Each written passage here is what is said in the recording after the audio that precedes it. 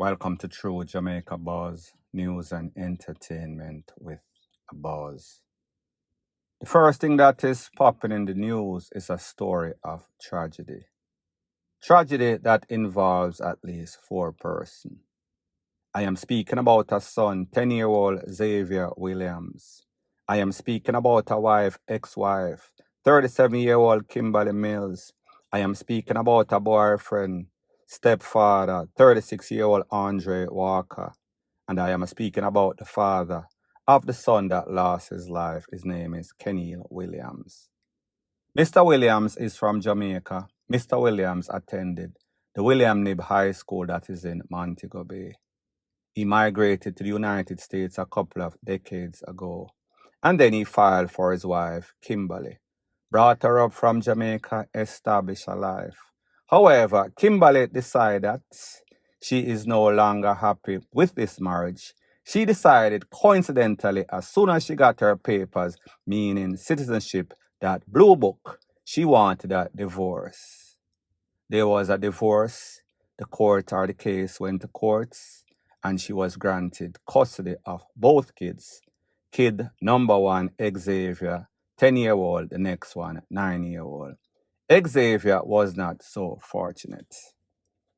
Based on information, it is said that she left from Connecticut, where they live at the family house after the divorce. She then moved to Florida, Tavares to be specific. She was living with the boyfriend, like I said, Mr. Walker, 36-year-old.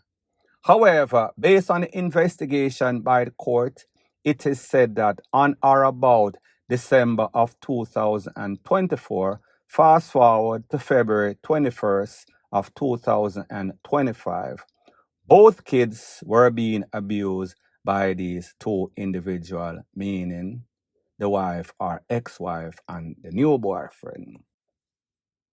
Based on the court documentation, it is said that on or about the 22nd of February 2025, Kimberly Mills and the boyfriend Andre Walker went into the emergency room of the hospital in Tavares, Florida. They had the 10-year-old Xavier Williams with them. When the doctors did their investigation, they realized that there were numerous bruises, numerous wails. The youth was in immense pain. It is said that Mr. Walker then left the hospital. He did not return. However, Kimberly Mills, she left and she came back with the 9-year-old. After doing their investigation, the doctors consulted with the police. They then got a warrant to search the house of the couple. When they went at the house, they realized that there was copper wires, there was a dumbbell, 10-pound dumbbell, and all other evidence that proved that there was immense abuse in the house of both little Pitney. One of them 9, one of them 10. 9-year-old's name not given. 10-year-old Xavier Williams, like I said. Based on information, it is said that on or about the 21st of March 2025, after Xavier had succumbed to his injuries, both the couple were charged. They were charged for conspiracy to murder. They were charged for aggravated murder, aggravated ABUSE on 2 children. It is said that the youth's intestine was ruptured based on severe hits that he had received from that 10-pound dumbbell and the hits that he had received from those copper wires. Based on what the prosecution is saying, they are seeking the death penalty based on the heinousness of the crime, based on the unimaginable ABUSE, based on the tests that were done by the doctors and investigators on the case. Now, people, when you hear about death penalty seeking in Florida, Florida is one of those states that they are very serious about it. It is not like Jamaica, where they just say that they are seeking the death penalty and it is just big talk, 9-day talk. No, these people are serious like a heart attack. Now, based on the information, it is said that when the father, Mr. Kenil Williams, heard about it, he jumped on the first plane. He got the call at about 2 something in the morning. He jumped on a 6 o'clock flight. However, by the time that he reached, the youth had succumbed to his injury. Now, there's something kind of wrong with the timeline because based on the information that I got, it is said that on or about the 22nd of February, this was the date in which they took that child to the hospital. However, he lost his life weeks after. So it seems as if the father did not know, the father did not hear, the father maybe was not in contact with the child, with any of the two sons, 9 and 10-year-old, and the mother obviously knew that she was ABUSING, both of these little youths, so therefore she did not say anything to the father. But as soon as the father heard about it, he rushed, jumped on the first plane, 6 a.m. However, too late was the call. Now, people, when we hear about stuff like this, and like I said, it is opinionated or opinionative, just my views. Women like these, when you look at her face, you could tell that there's evil. There's all sorts of demonic stuff running through this lady. And then she picks up a man, his face also demonic, evil. Two peas in a pod, they were just prime, right for each other. When you look at the husband, you see say him look more laid back and people. Sometimes evilous things come in beautiful package and beautiful thing come in some ugly package. You cannot say, but sometimes you can look at people based on the evidence that you have and say the crime or the punishment fits or look just like that person look.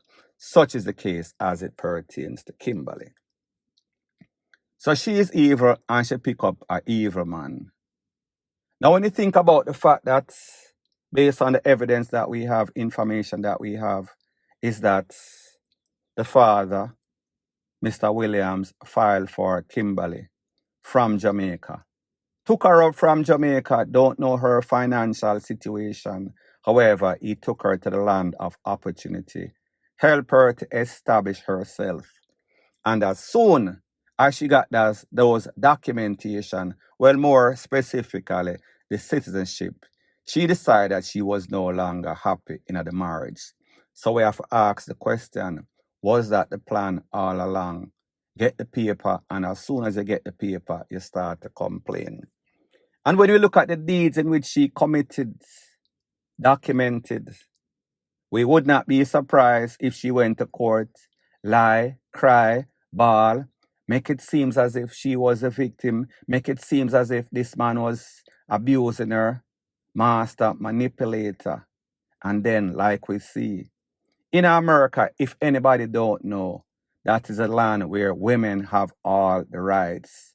I am not going to say that it is not justified a lot of time, but they always seems to get the benefit of the doubt, especially when the man is probably passive, did not want to go into court and spill the beans, did not want to expose her, so he remained passive. She went to court and probably acted as if she was victimized, got custody of the children, took the children to Florida, and this is what she was doing while she was in Florida. Because based on the charges, it is said that from about December of 2024 to about February 20th of 2025, both of those picnics were licked up very, very badly. However, the 9-year-old survived, and I am sure that that 9-year-old is going to play a key role as it pertains to the prosecution of the mother and the stepfather or the new boyfriend. What this also speaks is volume on a lot of the nightmare cases that we've heard about persons, men and women, bringing up people from Jamaica, filing for them, and then when them come, it is all hell. It is as if they were haunted by the same people that them helped. And in this case, we are speaking about haunted in the worst case, Well, it could have been worse because only, and not just to say only, to kind of downplay. Only one son lost his life. The next one could have also lost his life. What this also speak is a lot of relationship in which men and women break up, vice versa, and then the child goes with one parent, and then that parent takes out the hate that they have for their former partner and takes it out on the child. People, as a parent, you have to understand, you have to know how to separate the relationship. The relationship that you have with your wife or with your husband as a woman, and the relationship that you have with your child, one thing has nothing to do with nothing. However, when persons have mental issue, when persons have ABUSIVE issue, when people are just wicked and demonic, they do not know how to separate the two. So based on everything that we see being played out, court documentation, paperwork, we can assume that the father was probably concerned. The father probably was ABUSED himself by this lady. The father probably thought to himself, I wonder if my children are okay.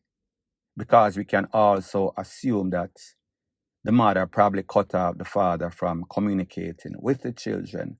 Because had they been communicating together, he would have probably been told by one of those youth, the 9 or 10-year-old, that listen, things aren't quite so right. So whenever people are doing evilous deed, they try to block off that person from communicating with the outside world, especially a father that is going to be concerned. And what is even more concerning, I would not be surprised if this wife, ex-wife, the man that she is presently with, is somebody that she brought from Jamaica to live with her in a foreign. That was the plan all along. So the moral of the story is this: be very careful who you choose to help, who you choose to file for and bring from Jamaica to foreign for an opportunity. That person might be an opportunist. That choice that you make can always come back and haunt you in the worstest way. So I say this to say that make sure that you're compatible. Make sure that you and that person have the same dreams, the same morals, the same ethics. And even sometimes you just don't know until you know, until it is too late. And you pick up your worst nightmare. And that nightmare comes back and haunts you. Such is the case in this case. Point blank and period. Man, a whole pastor been get man. Look at Insta man like Nick.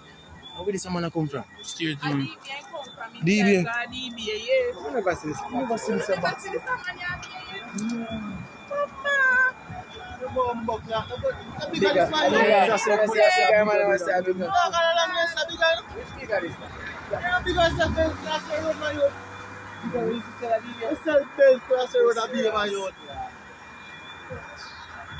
Oh, sleep going sleep hour. Oh, obviously for that father. No, no, try my child save himself. So the next thing that is popping in the news based off the edited version of the video that you heard or saw is of an incident that took place in a Senton where a man, government name Conroy Hill, was taken out. He is known as Bigger or Belty on the streets. Now the story is kind of conflicting. Some persons were saying that him get stabbed based on the severity of his injuries, but based on what the police evidence said, he was cornered up at least twice in the upper body, maybe even in the head. There were 2 spent shells found on the scene. Now the story was kind of conflicting. Some people say him get cornered up. Some people say him get juke up. Some people say he was robbed for his motor vehicle. However, based on the video evidence that I saw with my own 2 eyes, he was kind of slumped over in the front seats. Based on what persons were saying, he had 2 cell phones. He also had cash, amongst other goodies. So the question that we have to ask, was this a contract takeaway of Belty, a man that is known for selling belt by everybody? Don't know if he lived a double life, don't know the circumstances or motive as to why he lost his life. But based on what I saw, he was in a vehicle. That vehicle looked like a Voxy, unless, of course, he was there with the Voxy while he was in a next vehicle. I doubt it very much. However, the moral of the story is that this man was taken out in a very brutal way. He was pretty much DEAD on the spot. However, he was pronounced at the hospital officially by a doctor, point blank and period. So the next thing that is popping in the news, it is based off an incident that took place on Orange Street, that is in Montego Bay, at one of those police storage facility. Not really an armory. It is where they keep the police uniform, the police hat, the police vest, rete, lele, blue, blah, bling. Based on the information, it is said that a couple of items were missing. 1 reflector vest, 1 bulletproof vest, 1 denim shirt, 1 denim hat, meaning the JCF, 2 JCF badges, a regulatory number, 1 sergeant stripe, 1 police vest with holster, 1 police metal baton, and 1 pepper spray. Now, people, when I first heard about this story, I said to myself, this has to be a crackhead, because which individual, what would be the motive for somebody being so big, bad, bold, and brazen for breaking a police place? Well, people, it seems as if it is not a crackhead. And the motive for this, it is not for any sort of costume party. It is for persons that want to impersonate a police, meaning using the police props or police uniform and to act as if they are police and go on criminal activity and rob unsuspecting victims who are going to think that they are being stopped or being robbed by the popo. Point blank and period. So the next thing that is popping in the news is an update about a triple shooting that took place in a Thompson Pen. Thompson Pen is in Spanish Town. Spanish Town is in St. Catherine. Confirmed, 2 ladies and a man were hit up. Based on the information, it is said that they were standing by the wayside when some waste man rolled up, blazed up some can. After the smoke cleared, all persons, 3 of them, were taken to the Spanish Town Hospital. However, the man is in critical condition. The 2 women were treated and released. Since that shooting, the police launched an operation along with the military, police and military operation, and they went in search of some houses and persons who they deemed to be suspect or person of interest. After that search, it is said that 4 tools were recovered and a couple of rounds, I think 3, do not quote me. I want you to take a look to what the SSP, his name is Hopton Nicholson, has to say about the whole situation, and then I'll give my piece. 1 man was arrested for this crime, and he will be later questioned in the presence of his attorney. I just want to remind the general public that the St. Catherine North Police will continue to intensify operational activities in the Old Road Thompson Pen area and across Spanish Town and other areas of the division. We aim to pursue wanted men, disrupt and degrade gangs, as well as to seize illegal firearms and ammunition. We continue to solicit the support of the law-abiding citizens as we seek to make the area safe. So people, you heard what the SSP for the area has to say. They are not playing. This is the new revamped JCF. As soon as there's any sort of shooting, they are going to take immediate action, and all persons that are deemed to be suspect or even persons of interest will be investigated. So we see the police, the JCF and the JDF, Jamaica Constabulary Force, Jamaica Defence Force, they went on a mission and they seek and they found 4 tools. It is said that 1 individual was taken into custody. He will be questioned in the presence of his lawyer, and if it is deemed that he is a part of the shooting, he will be definitely charged officially. Now, when we see stuff like this, it is obvious that this is a new revamped JCF. Gone are the days when they were shooting and then you hear say people get shot up, people lose them life. You don't hear no follow-up, you don't hear anything after that. But it seems as if with all of the latest incidents that we've heard, shootings are takeaway. The police is taking swift action, and those swift action, they are paying dividends. Point blank and period. So the next thing that is popping in the news and continuing on the theme of the revamped JCF Jamaica Constabulary Force. This is an update about a mass shooting that took place on Hart Street that is in Montego Bay, where it is said that an individual, Exodus Dunkley, known as Braggy in the street, he was actually the intended target. Based on what the police is saying, this was a reprisal, gang reprisal for an incident that took place on or about April of 2024. So people, do you find it more than coincidental that April 2025 an attack was launched, a reprisal was launched?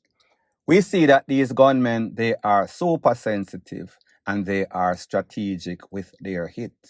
So therefore, this was not coincidental. This was no sorts of random. It was strategic. However, based on what the police are saying, they know the members of these gangs and they've had a couple of persons, suspect or at least person of interest, 4 of them to be specific. And they're asking these young men, without giving any sorts of name, please to turn in yourself before we turn you into dopey.